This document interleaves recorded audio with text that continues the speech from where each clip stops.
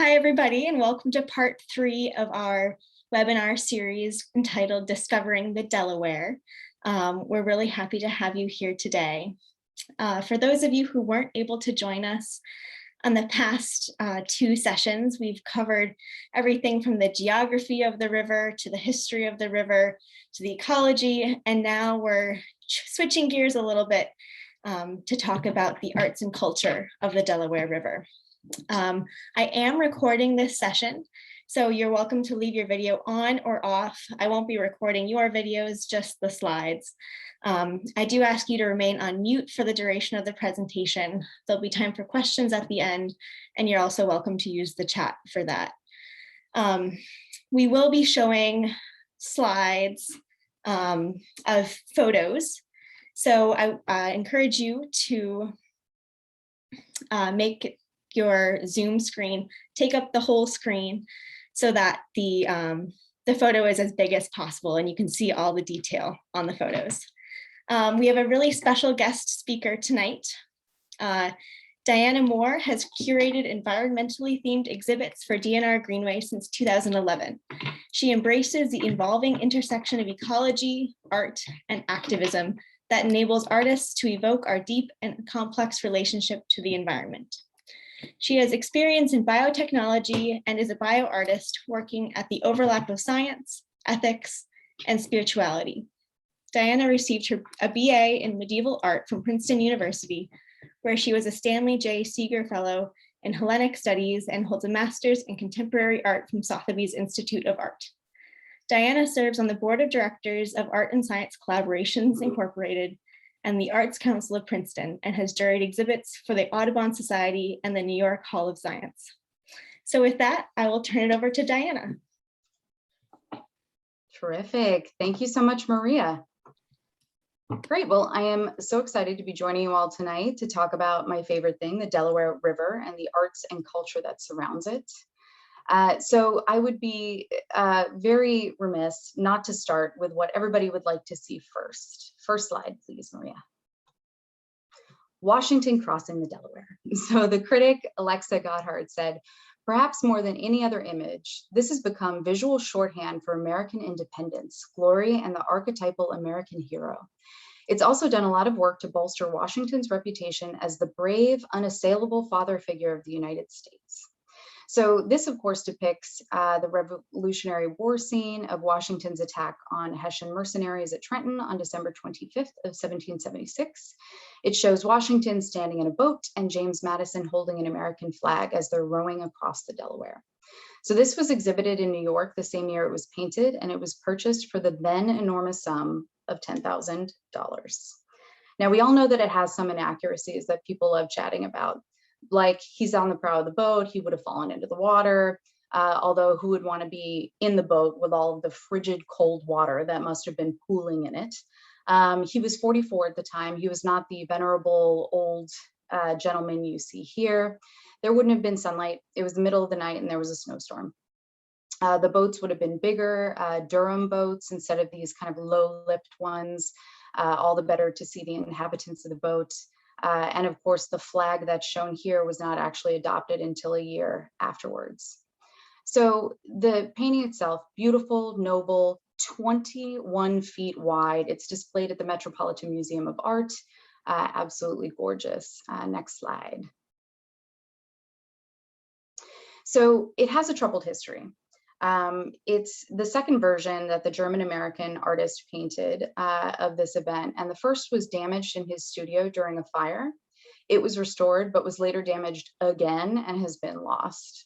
And in 2003, a former museum employee of the Met, actually of the cloisters part of the Met, was disgruntled, and he glued a computer image onto the lower right where you see that little chunk of ice. He glued this image of a fake view of the World Trade Center attack, this in 2003, as kind of a protest, and it was later removed. Conservationists were on the scene within 15 minutes, like CSI. So it was later removed, no harm to the painting, but it's had a very strange history, but it is still iconic. So Sylvia Yunt, who's the curator who runs the American wing at the Met, where this is displayed, said of it, it's an iconic image whose afterlife has been even more powerful than its period reception. conveying to many audiences an illustration of American strength and perseverance against tremendous odds, and locating that significance in a heroic, inspirational leader. Of course, it's also been used to critique that notion, especially in terms of who's included and not in that boat. So it's had a troubled history as a work of art, but also has, it depicts a troubled history as well. It's also on the quarter for New Jersey. So if you go to the next slide. So this piece is from 1954, and it's a take on Washington Crossing the Delaware. Now, there are probably a million takes on Washington Crossing Delaware. You can see everything from Washington shown as Darth Vader to the boat populated by Simpsons characters. But other kind of more of the mainstream artists have used this motif that's so iconic to carry critiques of their own. So in 1954, Jacob Lawrence reinterpreted as part of a series called Struggle from the History of the American People. And one panel depicts bloodied boats and soldiers huddled together for warmth, and it points to the realities of war while also subtly recalling the passage of slaves from Africa to America. And there's one other piece that I didn't show here. It has some controversial, racially charged imagery, but it's by Robert Colescott, and it's called George Washington Carver Crossing Delaware, page from an American history textbook. It's from 1975, and I encourage you to look it up on your own if you're interested. And the reason I bring it up is because it's not only significant in reorganizing the boat to have a lot of caricatures, but at the same time, it sold recently in May of this year for $15.3 million at a Sotheby's Contemporary Art Evening Auction in New York. So it's a really significant version of the painting and shows how satire can be deployed using this imagery in a way that's very powerful. And in the last take I'll show you of Washington Crossing the Delaware, again, there are millions. We could go on and on. Go for the next slide, please. So this is Kent Monkman, and it's called Resurgence of the People. So this is actually also shown in the Metropolitan Museum of Art, and it's 22 feet wide, just like the original. However, the Met's curators placed this version even more prominently than the original. It's actually in the museum's huge entryway in the Great Hall. So this sprawling painting riffs powerfully on the original. It's one of a pair of works that are on view by the same artist, who's Canadian and a mix of Cree and Irish heritage. And it represents the Euro-American tradition of history painting by inserting Indigenous people and refugees in the place of conventional white male heroes. And one of the curators from the Met commented on it that Monkman is questioning history painting as an authoritative language, which people tend to consume uncritically. And he sees opportunities there to intervene and insert other narratives. Monkman himself said, "I wanted to make a monumental painting that really reflected on Indigenous perspective to give it that same importance, to reflect, at least as an Indigenous person, what this colonial history has meant to us." And something fascinating that the Met has done is if you go through its images, the original Washington Crossing as well, it'll have an alternative history feature to it where you can see how people from different backgrounds have interpreted and reclaimed some of the imagery of classical paintings. So with Washington Crossing Delaware, that brings us to the Pennsylvania Impressionists. Next slide, please. So I love this idea of a friendly breeze of the river. And I think as we talk about the river, it is something to consider as murmuring and joyful, and not just the very stoic and noble pictures that we just saw, but also something that requires contemplation. It is a place of solace and healing. So the Pennsylvania Impressionists definitely saw this. Next slide, please. And they started a school, sometimes referred to as the New Hope School or the Pennsylvania School of Landscape Painting, a movement of the first half of the 20th century. The Michener Museum, which I'm sure you're all familiar with, they do a fabulous job. They've done so many exhibits on this. They are the reigning supreme expert on this type of art, and I encourage you when they're open again to go see their shows. So something that I wanted to talk about here was there was recently an auction where the Pennsylvania Impressionists pulled an unprecedented 2.8 million in not even a big auction at the Freeman's Auction House in Philadelphia. Largely, it was from the collection of the late Heidi Bingham Stott. And these pieces sold for huge amounts, considering the school, the time period, the scope, and the types of works of art.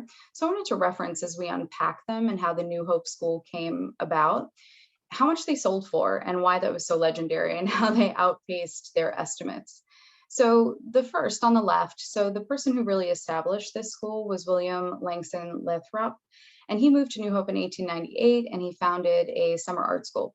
And because of the spectacular rolling hills, the river, its tributaries, the Delaware Canal, they're so picturesque, he did works like the one you see on the left, which is called the Bonfire.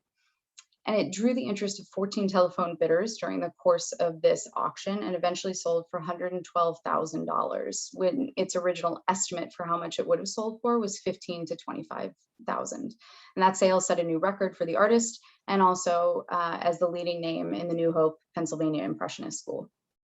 So the natural beauty also attracted the artist Edward Redfield, whose work you can see on the right. And he favored the bold and vibrant colors and was considered, quote, the pioneer of the realistic painting of winter in America. And his thick layering of the paint distinguished him from the other artists of the time and even of the New Hope colony. And that piece on the right sold for $483,000, which was an unexpected and large amount. Next slide, please. So this is John Follansbee. He was not only a very significant artist of that movement, he actually has descendants who still live in the area today. And I love this perfect portrayal of Purple Mountain's majesty. It's one of the prettiest works that I researched in the course of preparing for this talk. Next slide. So the third big artist to settle in the area was Daniel Garber. His work's on the left, and he came to New Hope in 1907. He hated winter scenes, which everyone else loved, but he painted lightly and his work was very popular. And this piece you see went for a final price of $312,000. The two on the right are both by George Sauer. He had a retrospective at the Michener a few years ago after he passed away. And his two works here are Moonlit Stream and Carversville House. And they respectively went for $50,000 and $68,000, when neither one was expected to garner more than $50,000 to $60,000. So this tradition of plein air painting continues today, and it has been a wonderful opportunity for artists to not only experience and celebrate nature in its location, but also to take that celebration, which is so quick, it's fleeting, it's at the same pace as nature is maturing and evolving before your eyes. As the sun is setting, you're painting to go faster than the sunset itself. And when you take those works that are painted outdoors and you bring them into the gallery, there's a really interesting thing that happens. And it's about bringing nature inside, not just the work itself. You know, the river gives rise to the canvas, which then is brought inside. And something I wanted to talk about today was the bringing of nature into the gallery, and also the art going out into nature to make a statement. So one of my favorite shows we've done over the years at D&R was called Delaware Dreams. Next slide. And someone who carries on the tradition of plein air painting, just like the New Hope School, Pennsylvania Impressionists, is Bob Barish. So he runs a plein air art group called the River Rats, and they go around to beautiful sites, many of them including D&R Greenway properties and preserves, and they do outdoor painting. And you'll see them if you go to the preserve sometimes. You'll see kind of this crew of really talented people doing their thing, and that's often the River Rats. And as part of this exhibit, we had a number of works by Bob Barish. And he had one piece that stuck with me in particular was Morning Fog, which is on the right. And in the words of Jan Purcell, who's a notable journalist who wrote about the show, she said that he captures the steel structure of a bridge disappearing in the distance into the mist and fog, rising from the river as a lone sculler plies his way through the silent hovering vapors. And I couldn't have said that better myself. Next slide. So another artist who participated in this exhibit was Erika Harney. And she's a Philadelphia-based artist with a whole lot of energy. And she uses watercolors and had a really fun title, Betsy, Ben, and Walt. And she showed the 3 paintings of the bridges spanning the Betsy Ross, the Ben Franklin, and the Walt Whitman Bridge. And in a semi-abstract portrayal, she offered views through steel structures. And here you can see kind of this mechanical piece rising out of the water with trees and other nature behind it. And a lot of it is oil and acrylic on muslin, which gives it that extremely rich colors and hues that you can see in this picture. And the next one is Frank Sauer. So he did a series of images very close up of things you would have seen walking along the Delaware. And we took a whole room that was just lined with his painterly and impressionistic feeling photographs. I mean, it almost looks like a painting, this one, Spring Beauty, which is from the show.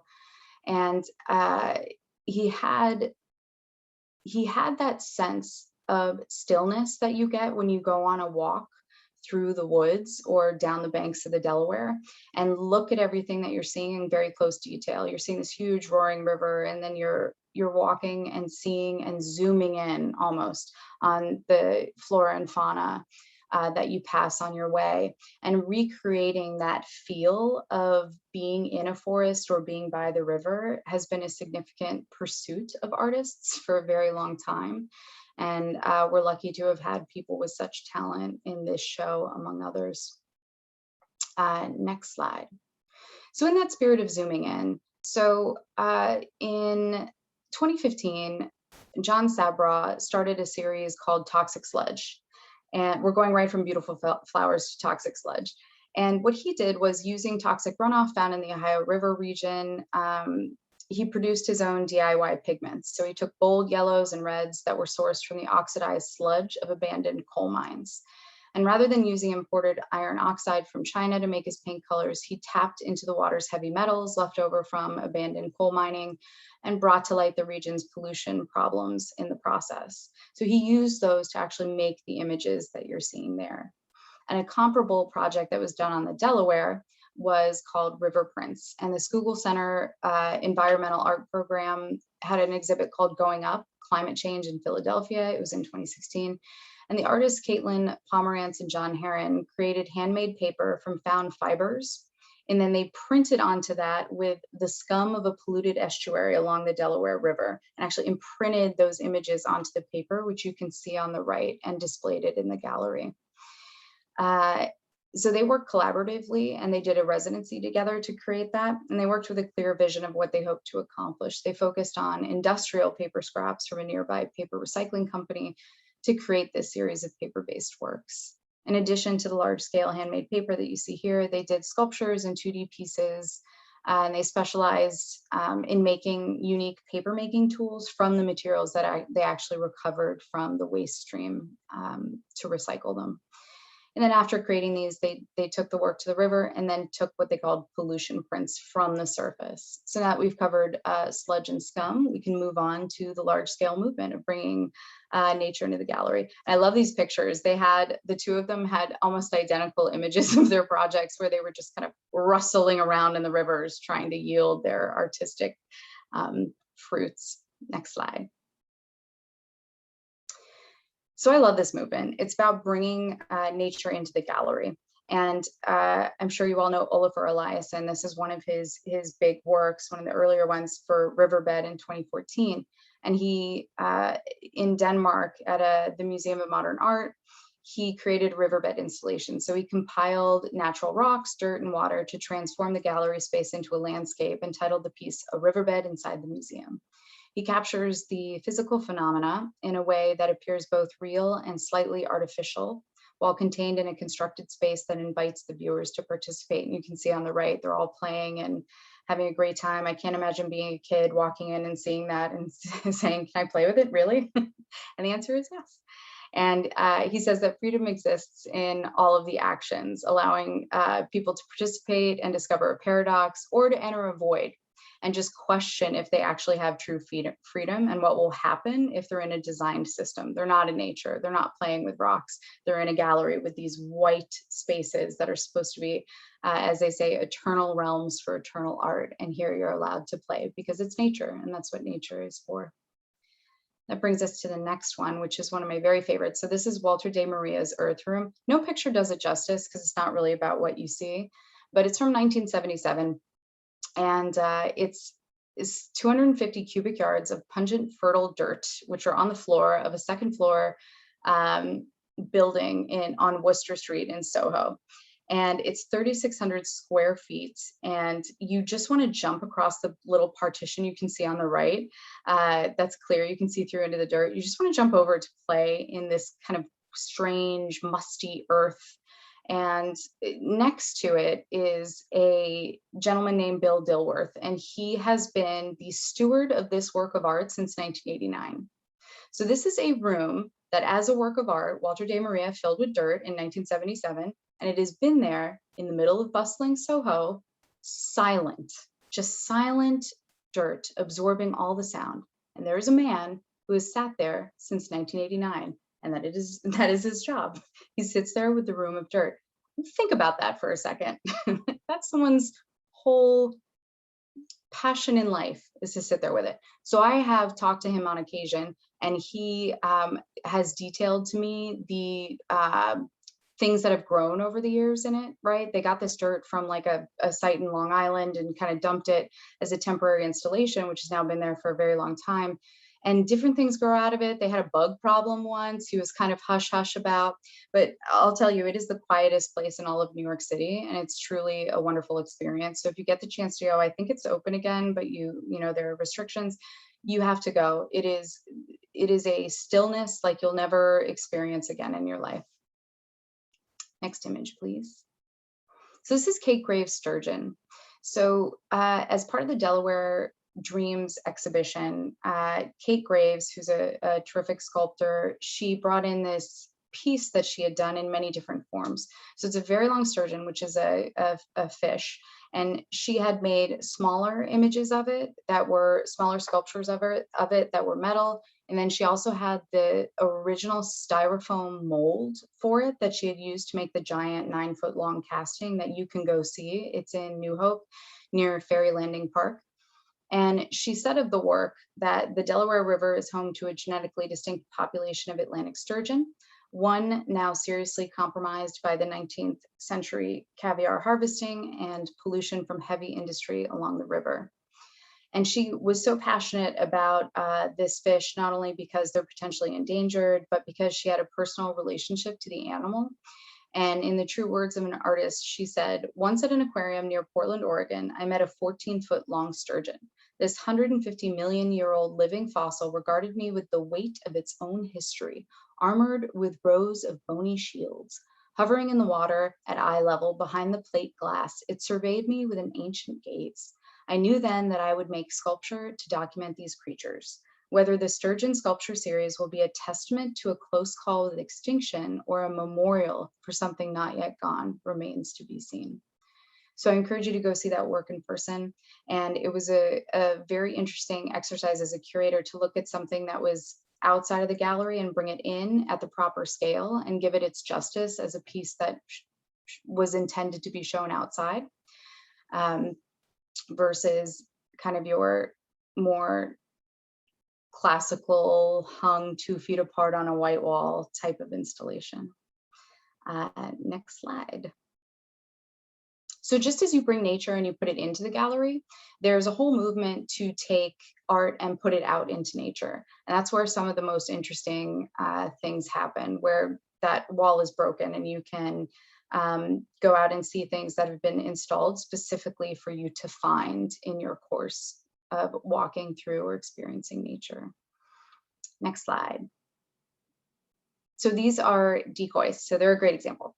So through a generous gift and the clever curation of Jay Botter, D&R has a tremendous decoy collection that they exhibit in cases within the Johnson Education Center.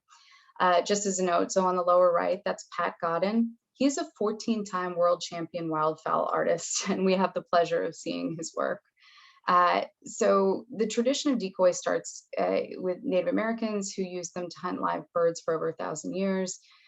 They were made from grasses or cattails, feathers, other natural materials. And then when settlers arrived from Europe, they took that cue and made their own. And then by the mid-19th century, most were made from wood, white pine and white cedar. They were called gunners. But it wasn't until a little bit later that instead of being these very functional objects, that some carvers began making them of higher quality. And that's when they moved from being something out in the wild as a very functional piece to being art. And at first they started as folk art, and now they're highly prized, very beautifully detailed pieces that are of great artistic significance. So you have that tradition of decoys as being bridging the functional and the artistic. And that idea, look, feel, and placement has been pulled through by some other contemporary artists. Next slide. So there was an installation called Flow in Philadelphia in 2019. And sculptors, along with the Dina Wind Art Foundation, collaborated with the Independent Seaport Museum to sponsor this exhibit of floating sculptural installations. So the artworks were sited in the boat basin that's adjacent to the museum at Penn's Landing that's on the Delaware. And this piece in particular captured my imagination. So it's by Lygia Boutin and Matt Donovan. And it's called Duck, Swan, Goose, New Decoys, New Forms. It's a multifaceted installation, takes its cue from the work of Audubon, as well as America's dependence on plastics. Viewers can find 3 flocks of floating sculpture that have been generated from a fictional premise centered on birds biologically adapting to our polluted waterways. By combining hunting decoys with found objects, these forms suggest the bodily mutations of species that have resulted from plastic detritus found in the river. In his harrowing vision of the future, the American swan has had its feathers replaced with plastic utensils. The wood duck travels in groups permanently conjoined by 6-pack rings, and the Canada goose has adapted to a life ensnared with twine and bottle caps. The project's other primary component consists of 3 information signs modeled on interpretive trail signs, appropriating the familiar fonts, tropes, and design components seen in posted information within nature preserves. These displays serve as guides to the species, mimicked by the floating decoys. Additionally, the display signs include scannable QR codes that afford access to a multimedia, mobile-friendly website, which provides audio recordings of the fictional Duck, Swan, Goose podcast. So this tradition of moving things into art, or even into nature, or even using nature itself to reconfigure it into art, has a long-standing tradition that goes far before the efforts in 2019 on the Delaware. Next slide. And that starts with earth art and land art. And this is a movement in the 1960s and 70s, the most notable of which I'm sure you've all seen is Robert Smithson's Spiral Jetty from 1970, where he took basalt rock and machinery and made this jetty in this beautiful shape that goes out into Utah's Great Salt Lake. He moved more than 6,000 tons to make this vortex, and it's 1,500 feet long. So he had been intrigued by the lake since he'd been told that the color of the lake there is from organism-infested waters that could be the color of tomato soup, and he loved that idea. And so he decided that that would be the place to put his work. And what he said about it was, size determines an object, but scale determines art. A crack in the wall, if viewed in terms of scale, not size, could be called the Grand Canyon. A room could be made to take on the immensity of the solar system. Another notable of the same type of movement would be Andy Goldsworthy. He's a sculptor, photographer, environmentalist, and he does the site-specific pieces like the one that you see on the right. And his goal is to help people notice nature again. And I think that's a common goal among a lot of the earth and land artists that we're talking about. And he talks about magical mysteries. As you go through, you want to have this sense of discovery in nature. We all do, and you can have it regardless of an artist's intervention or not. But when they go through, they can draw attention to things that you might have forgotten were magical in the first place. Next slide. So that's exactly what Danish-Icelandic artist Olafur Eliasson, whom we've met now before, did with a different project with Green River. So between 1998 and 2001, Eliasson used uranine, a non-toxic water-soluble dye that they used to test ocean currents. And he turned 6 different rivers green, including Bremen, Stockholm, Los Angeles, and Tokyo. It was beautiful to look at, but he didn't tell anybody he was doing it. So people were appropriately very upset by this. They thought that the river had been polluted, that there was a radioactive leak, something terrible, extreme, and toxic had happened. So he stopped doing them in 2001. But his intent was to use color to draw the viewer in and make them more aware of their surroundings. And he himself says, for a moment, the city becomes real. He said this of Stockholm, which is one of the places where they had a big panic. He said, for a moment, the city became real. The point was not even the Green River. The point was how it looked before and after. Understanding of past and future has been transformed. And the vehicle for this rethinking is green. Next slide. So before I move on to this one, the one I'll talk about now doesn't have a slide, and it's another modern take by this group of artists on Washington Crossing in Delaware. And there was an artist named Bill Beckley, and in 1969, he wanted to do a similar earth art piece about Washington Crossing in Delaware. So he went to the site and swam across the river with a pot of non-toxic white paint, hoping that it would trail behind him and dissolve and be part of his narrative art, which was his conceptual piece about things dissipating into space. But he almost drowned. He actually lost his camera. It just floated away, and the whole piece, nothing came of it. But he said he had a very famous experience with an original one with Washington Crossing the Delaware. So this work that we're looking at now is the Bordentown mural. So this is one of D&R Greenway's projects, where they recently completed this mural on a 40-foot shipping container that's on the shore of the Delaware in Bordentown. And this shipping container holds the kayaks that people will use to go down the river. And the artist is based in Princeton, Marlon Davila. This is his third big mural. He has a few more around Princeton. And he is very concerned with symbolism that's influenced by nature, romanticism, and surrealism. He uses these as recurring themes in his work, and they reflect spiritual seeking and the influence of the subconscious mind. And if you haven't had the chance, please go read his story. He is such a fascinating person and has had a very interesting life. So this new mural on the container that stores the kayaks and canoes was inspired by first and second generation high school students from the Latin American Legal Defense and Education Fund youth program. And about 30 high school juniors from Trenton, Princeton, and Lawrence were involved early on in the process of planning the mural, and their illustrations inspired the final outcome. So using murals to bring art into nature is a wonderful trend that's yielded a lot of compelling and beautiful art. Next slide. So this is one of my favorites, and that's why I jammed everything together on this slide. I was like, oh, only do two. I was like, I can't do two. I have to do them all.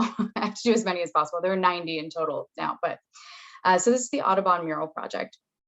So it's a public art initiative of the National Audubon Society and the Gittler Gallery, and it draws attention to birds threatened by climate change. So it started in Harlem and Washington Heights, which are neighborhoods in northern Manhattan, where pioneering bird artist John James Audubon once lived and is buried. And dozens of birds now perch on doors, walls, and security gates in a several block radius, and these are those birds. The project is informed by Audubon's groundbreaking science report, Survival by Degrees, which found that climate change will threaten 389 bird species, at least half of all North American birds with extinction, and that no bird will escape the impacts of climate change related hazards like increased wildfire and sea level rise. So the project commissions artists to paint murals of these endangered species. And you can go to their website and they have a downloadable map, and you can go around and see them all. Next slide. Great. So now we have art that has been pulled into the gallery, nature that's been pulled into the gallery, art that has been taken out into nature, and then there's preserving history that is actually on the river itself. And that is what D&R Greenway and its partners have managed to do with the Point Breeze estate. Next slide. So on the left there, Joseph Bonaparte fled Europe and wound up in Bordentown after Napoleon's defeat at the Battle of Waterloo in 1815. And Point Breeze, shown here and preserved by D&R, included exquisite sculpture gardens, coach trails, brick bridges, stables, a gardener's house, and a lake that Bonaparte made by damming a nearby creek. And the centerpiece here was this palatial 3-story, 38,000 square foot mansion that had an extensive wine cellar, an extravagant art collection, and a colossal library. The surviving remnants include the gardener's house, a bridge, old foundations, and mounds of buried brick that had once been the tunnels, and it will soon be open to the public and will be a museum dedicated to the estate's history. So I'm really excited to see what is housed there and to walk on those lands that are so historic and beautifully revived. So on the right there is James Fiorentino, who is a legendary artist who does both sports art and particularly wildlife art. Audubon had visited the estate, and James will be doing a painting series of its birds that will open next year. So I'm really excited for that exhibit too. Next slide. So here, contemplating the meditative qualities of the river, I think we've probably all attempted, me unsuccessfully, to meditate. And one of the things they coach you to do is to imagine your thoughts going by as though in a river. And the ability of the river to carry things away from you, to never be the same twice, that you will never be the same again as you approach the river, is something that has been pulled through as a theme for many of the artists who have done work examining and contemplating the river. So what I wanted to do was talk about the phenomenology of looking at art and nature. And that movement of the phenomenological just means navigating the space in order to experiencing it. It's no more complicated than that. So when you go and see something huge like the spiral jetty, that feeling you get of how immense it is, that scale that he talks about, that makes you feel small and yet exhilarated at the same time by the immensity of what this person has created, that feeling carries through not just in nature, but in art. So if we go to the next slide. So this one I love. So this is Walter DeMaria, who did the Earth Room that we saw. This is Lightning Field from 1977. So this is by far his most ethereal land artwork, and it might be the most ethereal land artwork of all time, regardless of artist. So this is an array of 400 silver rods that stand end to end on a flat expanse of desert ringed by mountains in New Mexico. And this is an intensely sensory experience. So when you go here, I've never been, but intend to, you go overnight. So you go and stay in this cabin with 5 of your best friends, and you hope against hope to see lightning touch down in the field. And they encourage you to appreciate that passing of time, to navigate the field as often as possible, especially at sunrise and sunset.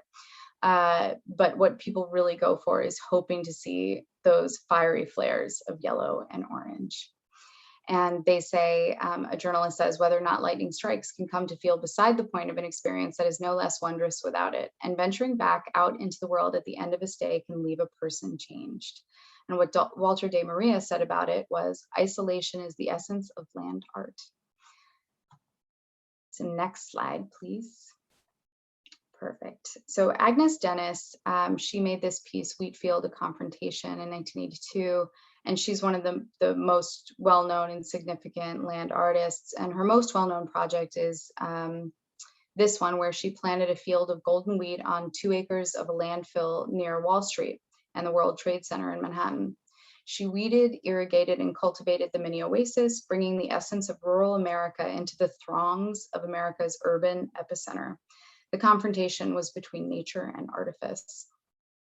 And I love the imagery on the right of those extremely recognizable American icons above the fields of wheat. And we actually had one of her signed and framed prints from another famous eco art project in Finland she did called Tree Mountain. And we showed that at D&R in conjunction with an exhibit about trees. Next slide. So this is Tracey Emin. So she was a really big deal in kind of the early 60s and 70s era of conceptual and contemporary art. And she did, she's doing a piece now, bringing it back to the Delaware, where different organizations have always used the Delaware as a source of inspiration and a backdrop for creativity. The William Penn Foundation, Philadelphia Contemporary, Delaware River Waterfront Corporation, and among others.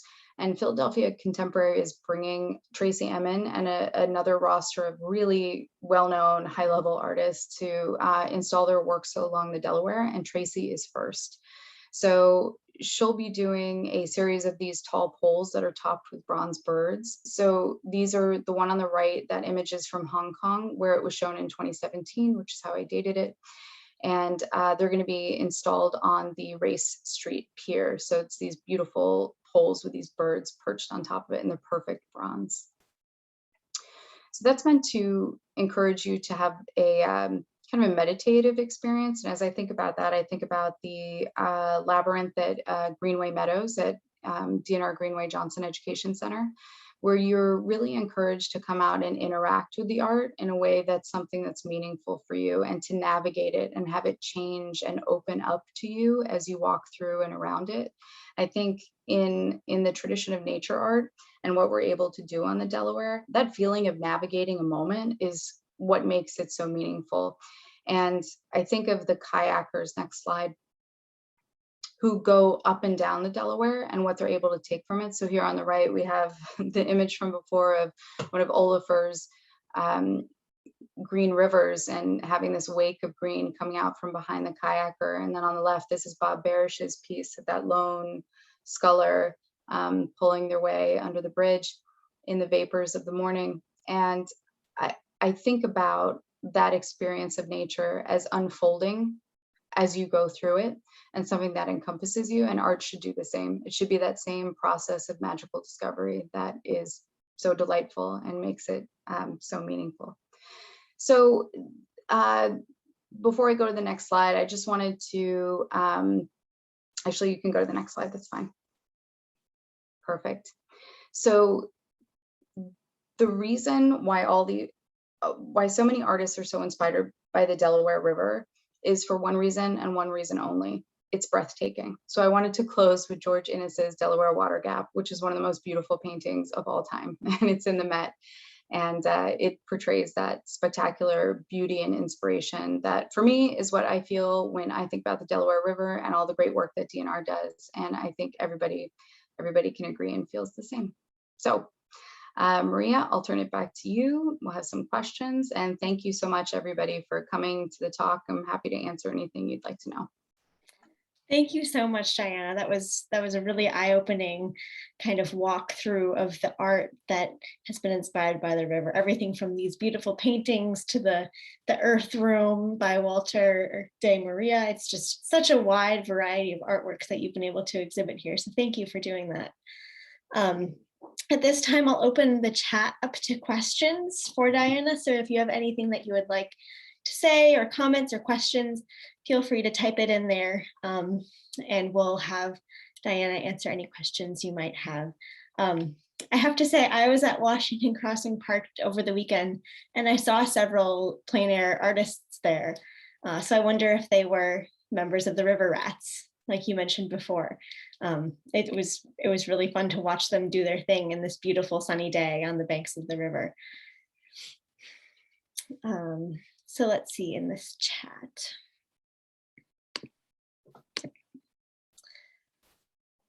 We have a comment from David saying, great presentation, thank you. Thank you, David.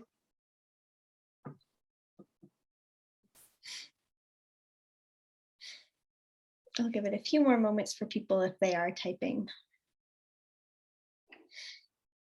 And I'll also say that I was really happy to see our Bordentown Beach container, the mural there mentioned in this talk, because all of you that will be able to participate in the kayak program, you'll be able to see that mural, because that's, like Diana said, that's where we will be storing our kayaks for the On the Water education series, which is really exciting. Linda Mead asks, what is your thought about how the art has changed over time? Are there themes that may have popped up over the ages? I love that question. Great one, Linda. I do think so. I think that one thing that I've noticed that's a little bit different from Hudson River Valley School and some of the other river-based art movements is this interesting depth to the way people see the Delaware. It's almost like they're kind of above looking down. And I think you'll see that across some, but there's this impression of size and scope. And I believe, correct me if I'm wrong, everyone else will know, but the Delaware is longer than the Hudson. I believe that's true.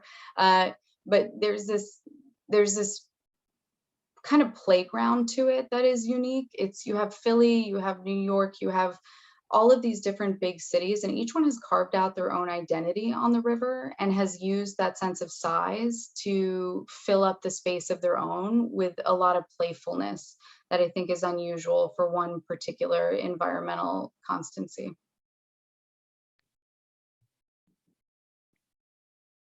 Thank you. Well, it looks like there are no, oh, Rick asks, what is known about the art of the upper watershed? Is there any Lenape art that we know about? That's a great question. There are a lot of the Lenape art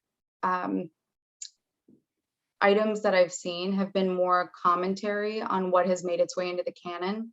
So there are a lot of depictions, let's say, of the treaties that led to the establishment of the Delaware, other iconic moments of the region, but the artistic piece that's represented by the Lenape is more criticisms of those pieces, because the other ones would have fallen off. It wouldn't have made it into the spaces that preserve and continue art today. So I don't have a good example of Lenape art from that region at that time. But the contemporary artists are still generating works. There are a number of Native American artists in the area who do pieces, but for the older works, it survives through commentary and through a discussion of what was depicted and what lived on. And finally, we have a note from Linda in the chat saying that we should do an exhibit of art created in a kayak or a canoe. The view is different from the water than from the land. And that's so true. And that's part of the reason why we're really excited to launch the kayak education program, because experiencing the riverbank, from the trails on the shore is just so different from being in the water, immersed in the river. And I loved the idea of the green river from the kayaks. It's such an immersive art form. So I think that's all we have tonight. We have one more note saying that the colors are what struck me the most. No black and white interpretations here. Talk about the colors. Oh, so Diana, would you mind speaking about the colors a little bit? Particularly in this painting, the rainbow is it just pops. It is breathtaking. Well, thank you, Avril Moore, for your question. So one thing that I've noticed about color through, usually when land artists do their thing, they don't really focus on color. They're focused entirely on shape. I think it's interesting because the ones that I brought in today are very much color focused, with Olafur Eliasson dyeing the rivers green, the spiral jetty, Robert Smithson choosing that lake in Utah because of its color, like tomato soup, as he called it. I thought that was a really interesting choice on their part, for it not just to be about how you move through the space, but what it actually looks like from a color perspective. It's a little bit more rare than things like when you see the Earth Room or one of those pieces. And then for the Pennsylvania Impressionists and the way that they handle color, I think a lot of Impressionism, yes, was about the almost monochromatic treatment of it, where it immerses you in that moment, especially like Fog of the Morning, those images like Bob Barish's piece. Everything has the same undertone of the purple, lavender, whatever that feeling of the morning is he's trying to evoke.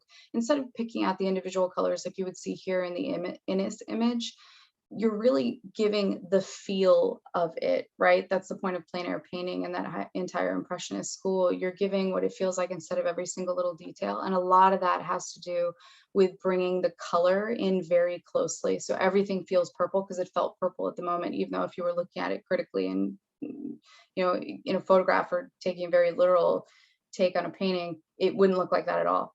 But that's the impression that you get, and that is the feeling that they're trying to give you.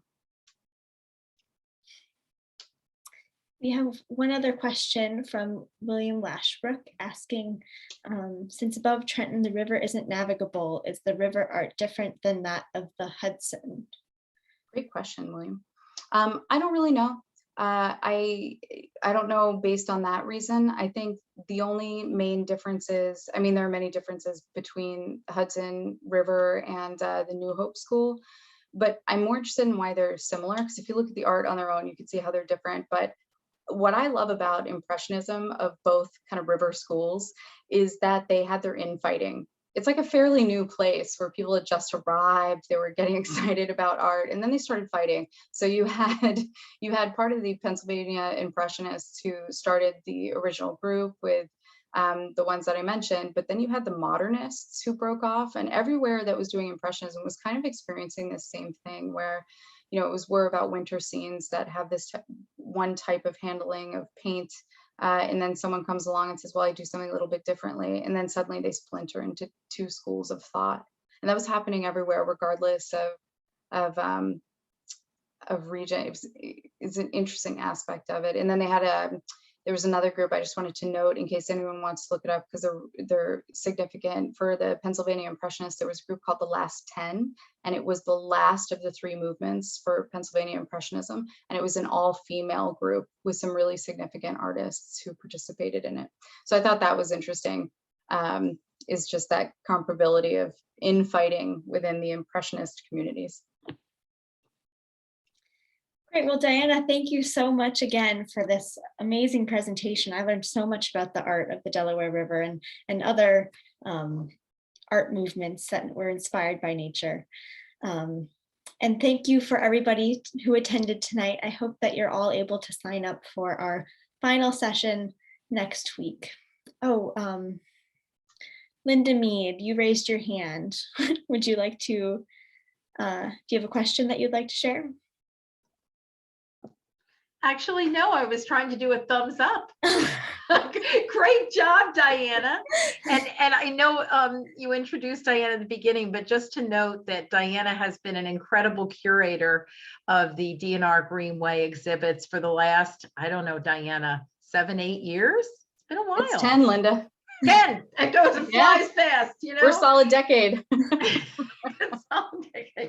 Well, I think hopefully by the end of this year, we'll be able to reopen again with another exhibit. So Diana and I have talked about doing a juried exhibit later this year. So we keep your eyes out for that, because as you know, Diana is such an incredible eye for the art, and she selects some incredible and very different artists on a theme. So that's going to be a lot of fun. Thank you, Diana. Thank you, Maria.